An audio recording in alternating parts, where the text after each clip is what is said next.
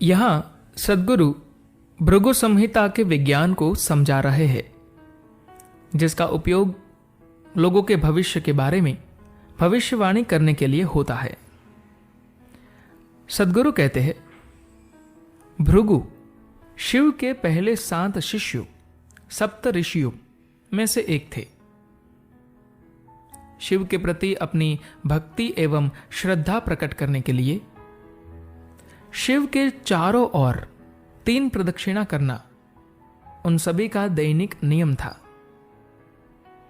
भृगु शिव के अत्यंत उत्साही भक्त थे और उनका शिव के प्रति अत्यंत अधिकारपूर्ण भाव था। एक दिन उन्होंने सोचा, मैं पार्वती के चारों ओर चक्कर क्यों लगाऊं?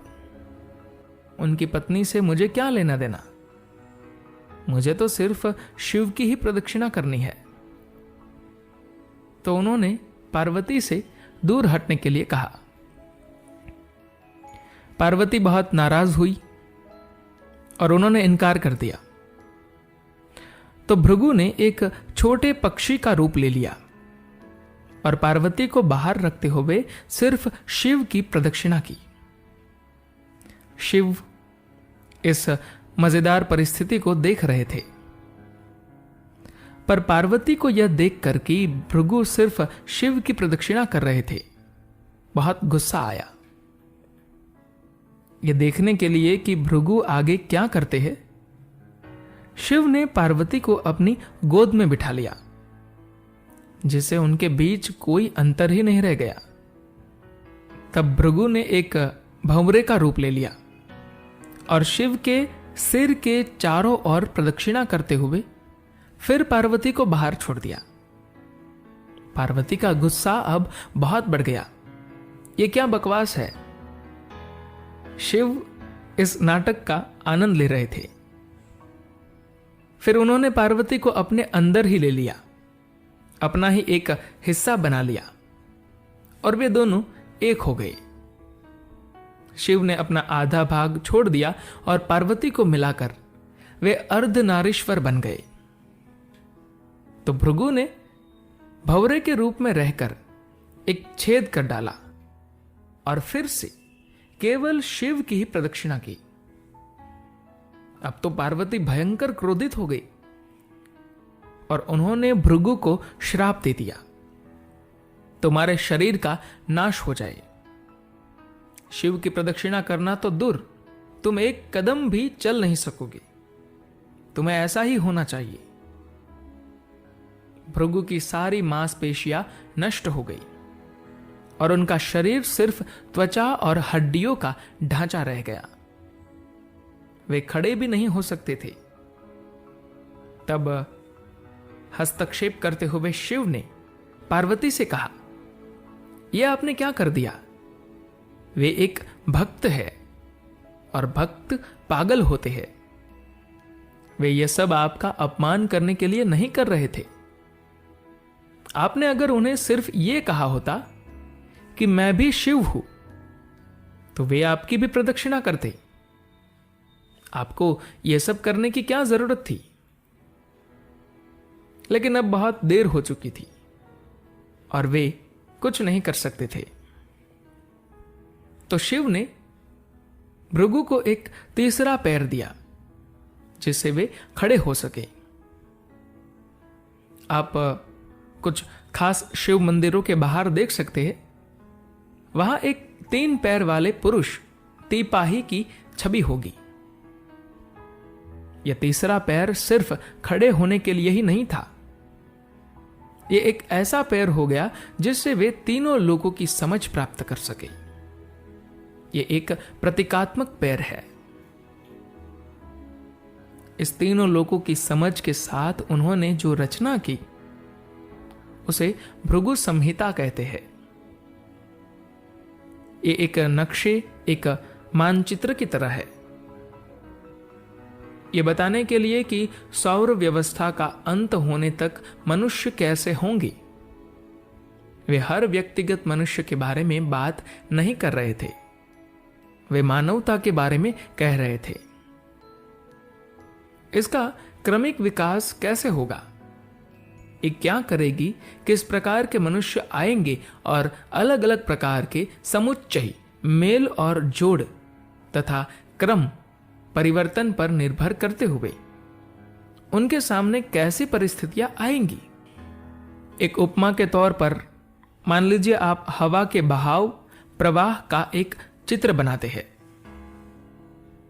तो आप जानेंगे कि ऊंचे और नीचे दबाव वाले क्षेत्रों की स्थिति के हिसाब से हवा का प्रवाह कैसे होगा।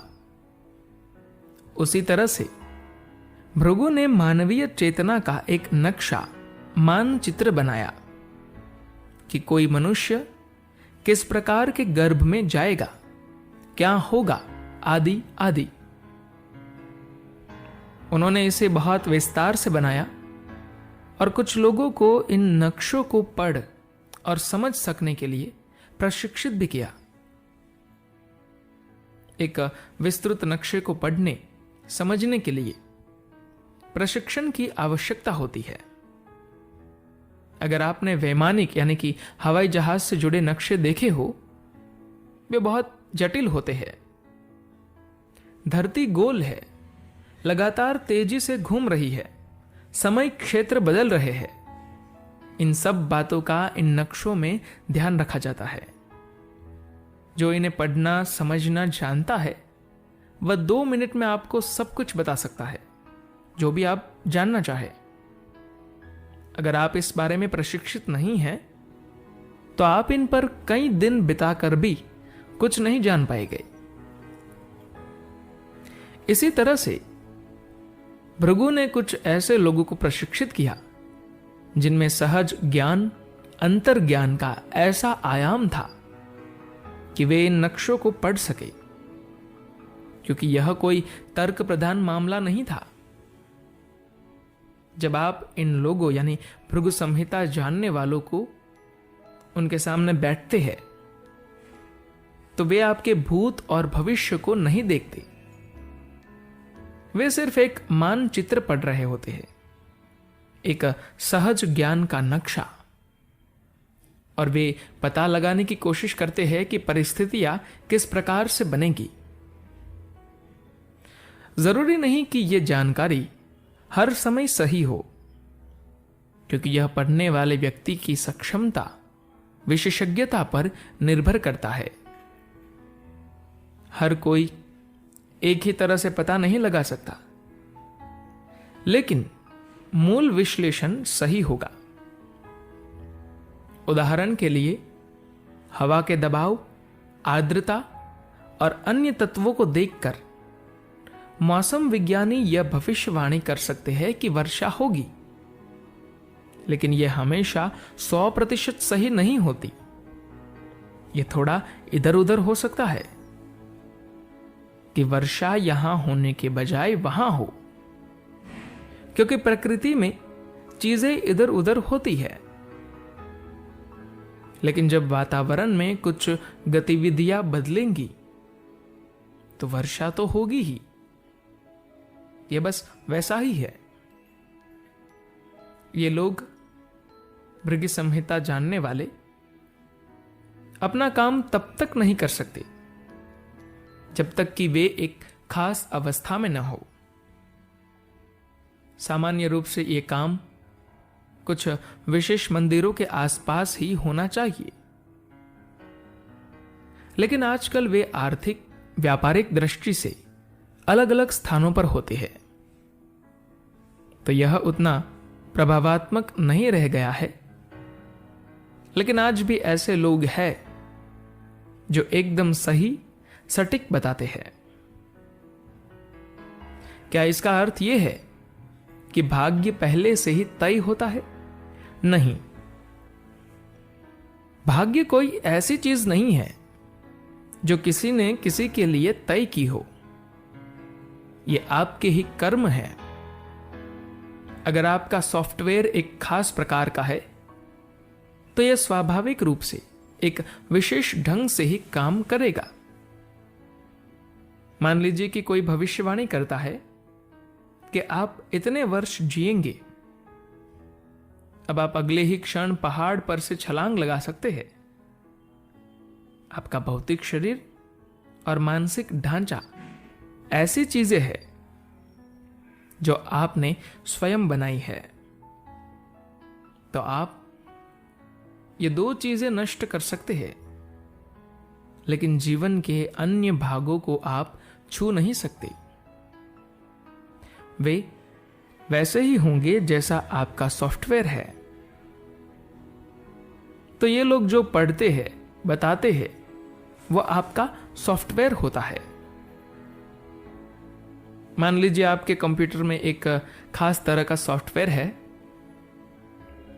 अगर आप अपना कंप्यूटर तोड़ डालते हैं तो भी जैसे ही आप उसकी हार्ड ड्राइव किसी नए कंप्यूटर में डालते हैं तो फिर वही चीज नए कंप्यूटर में आ जाएगी। तो आज आप पहाड़ पर से कूद सकते हैं, लेकिन कुछ दिनों बाद आपको एक नया कंप्यूटर मिल जाएगा, पर सॉफ्टवेयर वही रहेगा। तो वही चीजें होंगी, कुछ नया नहीं। लेकिन अगर आप आध्यात्मिक मार्ग पर है, तो अगर वे लोग वास्तविक है, असली है, तो वे आपके भविष्य के बारे में भविष्यवाणी नहीं करेंगे। क्योंकि जब कोई कहता है मैं आध्यात्मिक मार्ग पर हूं, तो इसका अर्थ है इससे कोई फर्क नहीं पड़ता कि मेरे कर्म क्या है, वे चाहे कितने भी बकवास हो। मैं तो उसी रास्ते पर जा रहा हूं जिस पर मैं जाना चाहता हूं। मैं मुक्ति की तरफ ही जाऊंगा। इससे कोई फर्क नहीं पड़ता कि बाकी की बातें क्या है, समाज क्या कह रहा है, मेरा वंश कैसा है, मेरे कर्म क्या है, मेरी ग्रह दशा क्या कह रही है। मैं तो वही जाऊंगा जहां मैं जाना चाहता हूं। आध्यात्म ये है अपना भाग्य अपने ही हाथ में ले लेना। कुछ भी पहले से तय नहीं है, मृत्यु भी नहीं, सब कुछ आपका बनाया हुआ है। आपके साथ समस्या यह है कि आप अधिकतर चीजें होशपूर्वक, जागरूकता के साथ नहीं करते। तो आपको लगता है कि यह आप पर लादा गया है। अगर आप कुछ बिना जागरूकता के कर सकते हैं, तो आप वही चीज जागरूकता पूर्वक भी कर सकते हैं।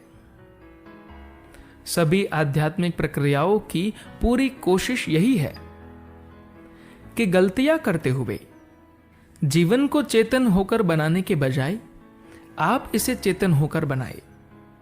धन्यवाद।